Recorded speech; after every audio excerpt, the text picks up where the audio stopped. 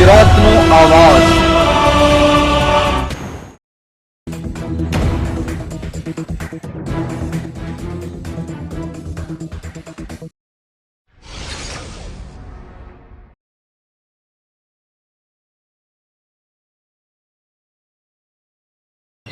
રાજકોટ જિલ્લાના ધોરાજીના નગરપાલિકામાં ભાજપના વોર્ડ નંબર 4ના પાયલબેન અશ્વિનકુમાર ધોળકિયાની પ્રમુખ પદ તરીકે નિમણૂક કરવામાં આવી। ધોરાજી નગરપાલિકામાં ભાજપનું શાસન આવ્યું હતું અને વોર્ડ નંબર 9માં ભાજપના સંગીતાબેન બારોટની પ્રમુખ તરીકે નિમણૂક કરવામાં આવી હતી અને આ પ્રમુખ વિવાદમાં આવતા પ્રમુખ પદેથી રાજીનામું આપતા ધોરાજી નગરપાલિકામાં પ્રમુખ પદની ખાલી જગ્યા પડી હતી।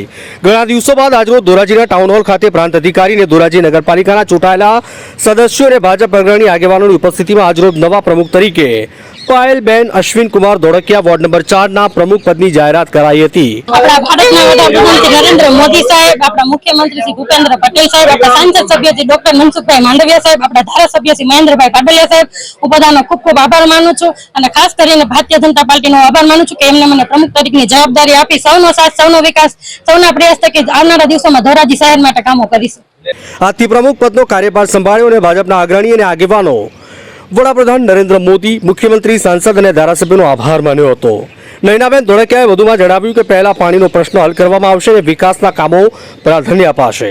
તો ધોરાજી ઉપલેટાના ધારાસભ્ય મહેન્દ્રભાઈ પાટડિયા પણ ઉપસ્થિત રહી નવા પ્રમુખ પદના પાયલબેન અશ્વિનકુમાર ધોળકિયાને શુભેચ્છાઓ પાઠવી હતી અને આવનારા દિવસોમાં ધોરાજીને ઊંચાઈ પર લઈ જવામાં આવશે અને તમામ પ્રકારની ગ્રાન્ટો ધોરાજીમાં વધુમાં વધુ આવે તેવા પ્રયત્ન કરવામાં આવશે।